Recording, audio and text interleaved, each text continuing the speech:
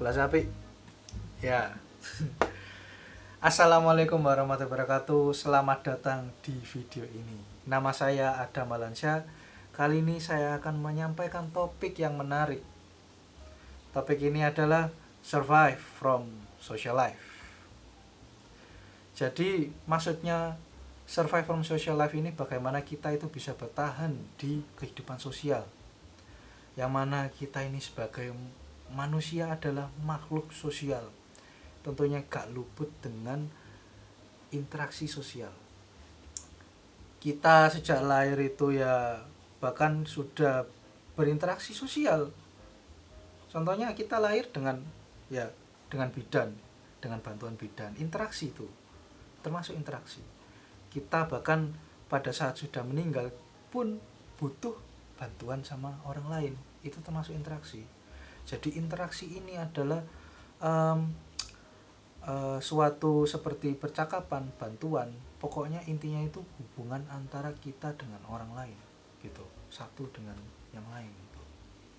Nah, masalahnya dari beberapa dari kita, termasuk saya sendiri, itu sulit untuk berkomunikasi, sulit sekali. Saya sendiri sulit untuk berinteraksi sosial. Terlebih lagi pada saat saya dulu SMP, saya itu cenderung diam dan ya nggak ngapa-ngapain. Gimana apalagi sudah menjadi orang yang diam, jarang berkomunikasi, tentunya nggak terbiasa lah berbicara sama orang gitu. Tapi di satu momen itu saya bertemu dengan orang yang sangat-sangat mengganggu, main fisik, main omongan, sering mengganggu lah, sangat mengganggu. Akhirnya saya makin lama kan kesal. Akhirnya saya ingin bertindak untuk melaporkan ke BK. Nah, di satu momen ini saya itu sadar bahwa komunikasi itu sangat penting. Komunikasi ini sangat-sangat penting. Pada saat sudah di ruangan itu dikumpulkan dengan anak itu, anak itu bisa membela dengan mudah sekali, sedangkan saya yang melapor itu malah nampak seperti yang bersalah. Kenapa saya melaporkan anak ini? Jadinya akhirnya saya menjadi buah bibir karena melaporkan anak yang tidak bersalah. Akhirnya saya dikucilkan dari hingga SMP kelas 1, SMP kelas 3. Tidak apa-apa, itu bisa sebagai pengalaman. Nah, dari situ saya ingin mulai belajar bagaimana bisa berinteraksi, terutama pada peristiwa yang tidak enak. Seperti kita tahu, interaksi gak selamanya kita bisa see you, hello, enak. Gak mungkin. Pasti ada yang namanya konflik. Ada konflik. Dimana ada konflik, kita itu pasti harus berargumentasi, membela diri kita sendiri. Nah, gimana caranya? Bingung kan? Apalagi untuk orang yang sulit untuk berkomunikasi. Gimana caranya untuk menguatkan pendapat? Gimana caranya kita itu membela kita sendiri? Sulit. Nah, pada saat saya kuliah ini, saya mendapatkan ilmu dari teman saya yang jago debat bahasa Inggris. Ini adalah teknik yang namanya AREL. Jadi teknik AREL ini digunakan di kompetisi debat bahasa Inggris itu karena pada debat bahasa Inggris itu hanya memiliki giliran 7 menit, yang mana 7 menit ini sangat-sangat sedikit. Dari 7 menit harus bisa menyampaikan pendapat yang kuat untuk mematahkan argumen kompetitornya, seperti itu. Nah, teknik dasar AREL ini bisa digunakan pada saat konflik interaksi sosial untuk bisa mematahkan argumen lawan atau untuk membela diri kita sendiri. Saya jelaskan dulu 4 ini. AREL terdiri dari 4 abjad. A adalah assumption, R-nya adalah reason, dan E-nya itu evidence, dan L-nya itu link back. Pertama, assumption. Assumption ini kita ibaratkan ini sebagai penyampaian apa yang kita sampaikan, apa pendapat kita. Kita contohkan sebagai gini, motor. Motor saya ini paling kencang seperumahan. Ya, motor saya paling kencang seperumahan gitu. Kita contohnya assumptionnya seperti itu. Kemudian reason, alasan.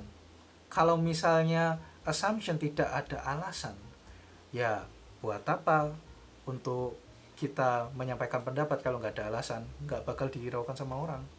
Ya alasan, harus ada alasan. Motor saya kencang ini karena menggunakan turbo, menggunakan tune up, sudah di upgrade sedemikian rupa. Nah, orang mulai tertarik nih, percaya, oh ini kencang karena turbo, ya gitu. Tapi orang masih belum yakin. Nah, di sini peran pentingnya poin ketiga, evidence, bukti bahwa motor ini kencang. Jadi harus ada datanya gitu. Nih, motor saya kencang karena saya sudah melawan 5 motor yang paling kencang seperumahan saya. Nih buktinya, saya menang. Dan sebelum motor saya belum di-upgrade, kecepatannya sekian, dan setelah itu kecepatannya sangat tinggi. Nah, ini ada datanya gitu. Ada bukti, ada fakta yang bisa terbukti lah gitu ibaratnya ya. Kemudian setelah kita menyampaikan assumption, reason, dan evidence, kita link back, kita simpulkan agar meyakinkan orang itu. Jadi gini, misal contoh, jadi motor saya dengan saya upgrade dan juga saya kasih turbo sedemikian rupa ini, kecepatannya meningkat dan mengalahkan motor-motor yang lainnya. Jadi motor saya itu kencang seperumahan.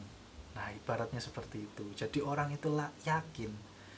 Jadi yang poin pentingnya adalah evidence ini dan juga link back untuk meyakinkan assumptionmu tadi gitu.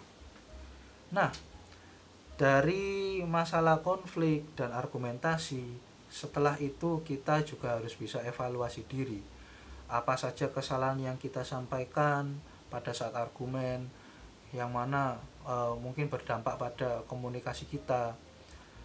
Kita harus belajar untuk evaluasi diri agar kita bisa jika kita misalnya ketemu dengan pengalaman yang sama, bertemu dengan momen yang sama, kita tahu, oh saya pernah seperti ini, saya tahu bagaimana caranya menyampaikan argumen gitu. Nah, dari yang saya sampaikan, AREL ini bisa digunakan sebagai solusi untuk kehidupan sehari-hari. Misalnya bisa untuk menentukan pilihan. Jadi misalnya gini, kita bisa menentukan pilihan mana makanan terenak ini. Wah, ini ada katanya ini enak, katanya ini enak, harus dibuktikan. Wah, kalau ini rame, ini enggak. Oh, berarti ini rame, biasanya enak. Milih yang rame. Jadi kita bisa menentukan, mengarahkan pikiran kita lebih teratur. Jadi kita mudah untuk menentukan pilihan dan juga lancar dalam berpikir dan berkomunikasi tentunya. Yang mana ini ya penting juga untuk interaksi sosial. Nah, saya beri contoh seperti ini dalam kehidupan ya. Ini juga saya terjadi. Pada saat itu saya SMK, saya memiliki pulpen, yang mana ini pulpen ini selalu hilang. Saya jengkel sekali. Akhirnya gini, saya ingin buat persiapan untuk memancing pencuri itu. Ya, pulpen ini saya beri tanda dengan tanda stipo putih agar ada identitas ini tuh punyaku. Kemudian dalamnya ini saya kasih kertas bertuliskan nama saya dan kelas. Udah saya masukkan, saya gunakan seperti biasa dan terjadi lagi hilang. Karena saya sudah beri tanda, saya bisa mengetahui itu adalah pulpen saya. ketemulah pelakunya. Hei kamu, itu bolpenku, balikin. Itu adalah assumption ya. Kemudian dia ngelak, oh mana kamu itu ngaku-ngaku, bukanlah ini bolpenku kok, ini dari dulu aku pakai. Kita ambil senjata kedua, reason. Loh itu bolpenku sudah tak kasih tanda di situ pakai stipo putih. Masih belum percaya kan, tapi kan kita sudah beralasan, gak apa-apa, masih mengelak. Tinggal kita kasih senjata terakhir, adalah bukti. Nah coba kamu buka bolpen itu. Coba, nah itu ada kertas, baca namanya siapa. Gak mungkin kan bolpen kamu sendiri pakai namaku, gak mungkin dong. Nah gitu, jadi ada bukti, gak mungkin dong. Nah, jadi bisa digunakan untuk kehidupan sehari-hari. Dan kita bisa kasih bumbu-bumbu sedikit. Ya, masa bisa beli skin Mobile Legends mahal-mahal kok mencuri bolpennya orang? Masa bisa beli skin mahal-mahal gak bisa beli bolpen?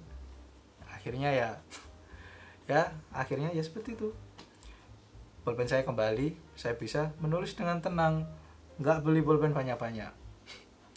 Ya, itu cerita sebagai penutup. Terima kasih telah menonton dan ya,